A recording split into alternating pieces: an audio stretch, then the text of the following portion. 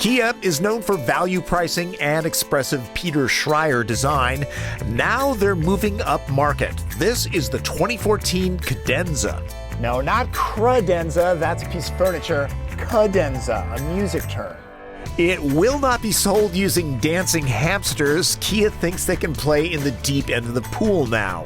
It was interesting to see the number of folks that were coming in from a luxury brand, replacing their nice car, their BMW, their Lexus, with an Optima. And we found a lot of these customers were actually asking, do you have a car above this that we're interested in?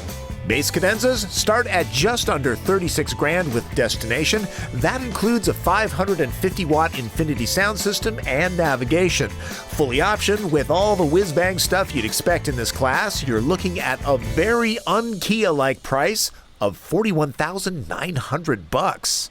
If you're spending that kind of coin, you'll be cross-shopping 300, Avalon, LaCrosse, Taurus, the new Impala, and Hyundai Azera, which shares its architecture with Cadenza. At the press event in San Diego, California, the Kia folks say Cadenza even has a shot at Acura TL, Lexus ES, and Lincoln MKZ shoppers. I will admit to being skeptical. Like all but the 300, Cadenza is front-wheel drive. It has no all-wheel drive option. The only engine is a 3.3-liter direct-injected V6 that delivers 293 horsepower to your right foot. The EPA-rated fuel economy is 19 city, 28 highway, 22 combined. The automatic is a 6-speed, shift manually here and here. Floor it. And Cadenza moves out smartly with little torque steer. I'll guesstimate 0 to 60 at around 6.5 seconds. Kia says 60% of the structure is made of high tensile steel. Feels like it too, very solid. Kia isn't exactly known for quiet cars, but Cadenza is. Also, the ride quality is very, very smooth without being floaty. The suspension is tuned towards sport. There's not much body roll in hard cornering. Sharp impacts are nicely softened and normal bumps are tamed without any secondary bounces. In short, Kia engineers have nailed it. I can't say that there's a lot of feedback from the steering wheel though. That's common with electric power assist. Also, visibility shouldn't be a problem. Order the $3,000 technology package and there's lane assist and blind spot warning, plus intelligent cruise control that'll follow the speed of the car in front of you right down to a complete stop. Cadenza is refined and polished, whether it's at idle or cruising. Floor it hard, and the engine does lose some of its refined sound at high revs. Really, though, it's doubtful many owners will explore that range much. My Tester is fully optioned. Fans of trendy cut and sewn instrument panels should know that Cadenza only offers up a little bit of stitching on the gauge shroud.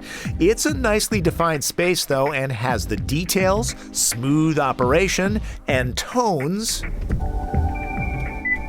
you'd expect in the class. If you have to ask if this is real wood, does it matter? A high-def screen gives drivers lots of choices in the gauge cluster. The Infinity surround sound audio system and its 12 speakers will spoil you. Nicely bolstered leather seating is standard. Go with the $3,000 luxury package and it's upgraded to Napa hides with extendable cushions and ventilation for the driver only. Explain that to your spouse on a hot day. As long as I'm griping, the door releases don't feel very rich. There's heat and power operation for this. You can't miss the big glass roof. Adaptive HID lighting too. You have to order the luxury package to get the technology package. Kia's user interface is called Uvo, and it's not half bad. A lot of it is voice activated. Please say a command after the beep. Play Bluetooth streaming. Play Bluetooth audio. The Navi system can be operated by the passenger when the car is moving. Kudos for Kia's lawyers. Using the 8-inch touchscreen and well-thought-out function buttons, it's all easy to figure out. The luxury of simplicity. There's also Uvo e-services that offer up more than just Pandora when you hook up a smartphone. You have the 13 services are available outside the vehicle and also inside the vehicle. For instance, if you're going to a restaurant and you're at home on your computer on Google Maps, you find the restaurant, you can click send a car and it will in turn pre-populate the navigation system in your vehicle. So when you start it up, it's already loaded and ready to go.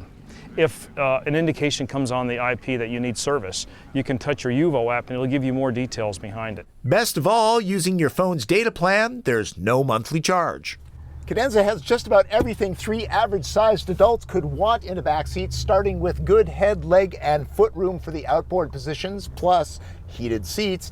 But move to the center section and things get a little tight. The floor, it's nice and flat, and there's the expected storage cubbies too. No power port for phone charging though. I'm a little surprised that this fully optioned car doesn't have a power deck lid, though truth be told, I find them a little annoying sometimes. The seats do not split and fold. There's only a small pass-through. A well-trimmed trunk means luggage won't be crushed. And I'll show you why this is much better than those inflation kits at the end of the review.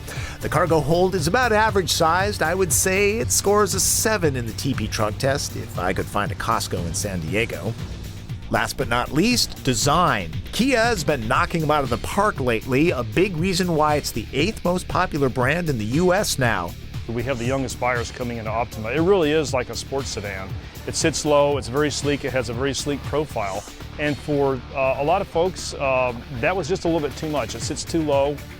So with the Cadenza, we emphasized a much more traditional sedan approach. So it sits up about an inch higher, the H-point, so it's easier to get in and out.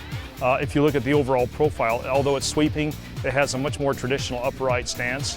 Comparably equipped, Cadenza is priced close to LaCrosse and Acura. It's $3,000 less than Avalon, $7,000 lower than Lexus ES. Cadenza gets a complimentary scheduled maintenance program for 36 months or 37,500 miles, and then there's Kia's 10-year, 100,000-mile warranty. It still offers value in design, but it's for more affluent buyers. The only thing Cadenza doesn't have is a premium badge. And if you're only trying to impress yourself, you don't really need one. All right, need a solid argument for a spare tire over those inflation kits? Here it is. Somewhere there's a motorcycle missing its clutch handle. There is no way this tire's getting reinflated. Normally you'd mount the spare or call roadside assistance.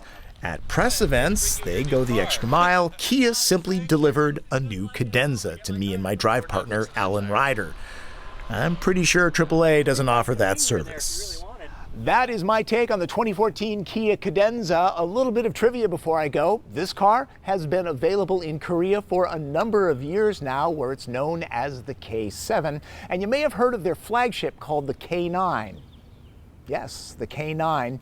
It will be renamed if it comes to America, the Chorus. That's an if. Apparently, Kia is undecided right now. They're studying it, they say. So, if you want an ultra-luxury Kia, write your cards and letters, kids. That's Driven. I'm Tom Voelk.